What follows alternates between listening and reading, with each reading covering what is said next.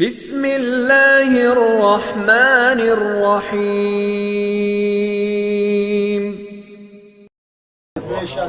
اور کہا کہ یہ روزے جو فرض کیے بے ایمانوں پر نہیں کیے ہیں۔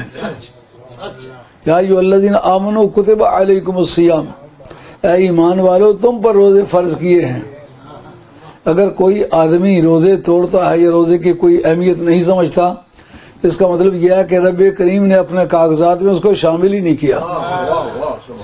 یہ روزے جو ہیں ایمانداروں پر فرض ہوئے ہیں، بے ایمانوں پر فرض نہیں ہوئے۔ لیکن اس میں فنی طور پر ایک نقطہ بڑا مشکل ہے یہاں، وہ کیا کہ قرآن کے ماہ رمضان میں نازل ہونے کا ثبوت تو ہے، لیکن یہ کہ ماہ رمضان میں روزے رکھو یہ قرآن سے ثابت نہیں، یہ حدیث سے ثابت ہے۔ اس میں فنی طور پر ایک قاعدہ ہے جو اس کو ظاہر کرتا ہے، جس کو امام رازی نے نقل کیا ہے۔ وہ کہتے ہیں شہر رمضان اگر یہ بدل واقع ہو کتب علیکم الصیام سے، صیام کا بدل واقع ہو، تو پھر اس کا معنی یہ ہے کہ ماہ رمضان جو ہے وہ اس میں روزے فرض ہوئے ہیں۔ تو مدعا یہ ہوا کہ رب کریم نے کہا روزے رکھو۔ کیوں روزے رکھو؟ کہا اس لیے کہ ماہ رمضان میں کلام باری تعالیٰ نازل ہوا ہے،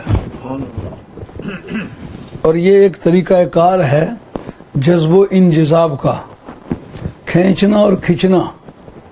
کچھ مناسبت ہو تو کھینچتا اور کھنچتا ہے، مناسبت نہ ہو تو پھر نہ کھنچتا ہے نہ کھینچتا ہے۔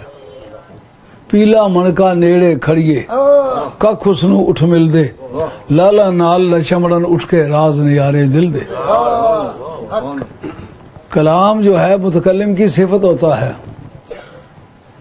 اس لیے جس کا کلام ہو اس کی صفات سے متصف ہونا، اس کے اخلاق سے متخلق ہونا، یعنی بندہ مولا صفات بنے تو حق رکھتا ہے کہ اس پر قرآن مجید کا نازل ہونا مان لیا جائے۔ کیوں؟ خدا جو ہے وہ ازلی ابدی لم یزلی ہے، جوڑے کی زندگی سے ہمیشہ کے لیے پاک ہے، خواہشات سے ہمیشہ کے لیے پاک ہے، کھانے پینے سے ہمیشہ کے لیے پاک ہے۔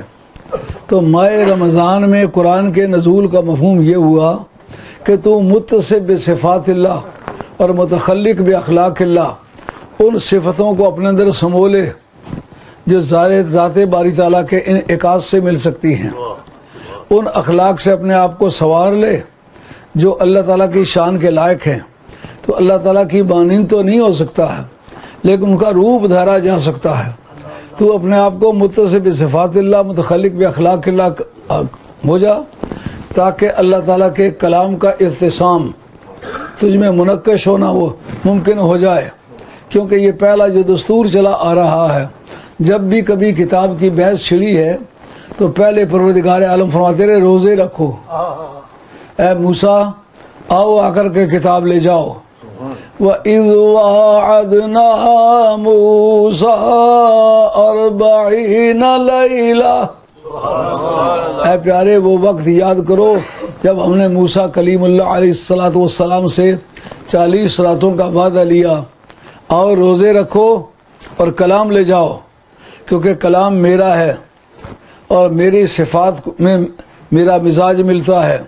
یہ تیرے اندر اس وقت مرتسم ہوگا میرا کلام جب تو اپنی صفات کو بدل کے میری صفات کے روپ میں ڈھال لے گا، جب اپنے اخلاق کو بدل کے میرے اخلاق میں ڈھال لے گا، اس وقت تجھے اندر یہ صلاحیت پیدا ہو جائے گی کہ تو میرے کلام کو سمو سکے۔ عیسیٰ علیہ السلام کا وقت آیا، کہا تو بھی آ روزے رکھ اور اپنے ظرف کو بنا، برتن بنا، جس سے کچھ لینا ہوتا ہے اس کا روپ دھارنا ہوتا ہے۔ باری تعالیٰ سے کلام لینا چاہتے ہو، اب باری تعالیٰ کا روپ تمہارے لیے دھارنا ممکن نہیں، لیکن اس کا انعکاس، اس کا ریفلیکشن حاصل کرو جو متصف بصفات اللہ متخلق باخلاق اللہ کہلائے گا۔ اب جس وقت یہ سسٹم ثابت ہو گیا کہ آسمانی کتابوں کے نزول کے وقت ایسا ہوتا رہا ہے کہ پہلے روزے رکھو بعد میں کتاب لے جاؤ۔ اب سرکار نے روزے کب رکھے؟ جب ہجرت فرما کے مدینہ طیبہ آئے، دوسرے سال ہجرت میں روزے فرض ہوئے۔ لیکن نزول قرآن کب شروع ہوا؟ جب سرکار غار حرا میں تھے، سرکار پر یہ پابندی نہیں لگی کہ پہلے روزے رکھو اور پیچھے تمہیں کتاب دی جائے گی، جس کا مطلب یہ ہے کہ روزے رکھنے کے بعد جو انبیاء و مرسلین کا ظرف بنتا ہے، تیرا ظرف پیدائشی طور پر اس کا متحمل ہے، اس لیے روزے رکھنے سے پہلے تمہیں کتاب دیتے ہیں اور روزے بعد میں رکھے جائیں گے۔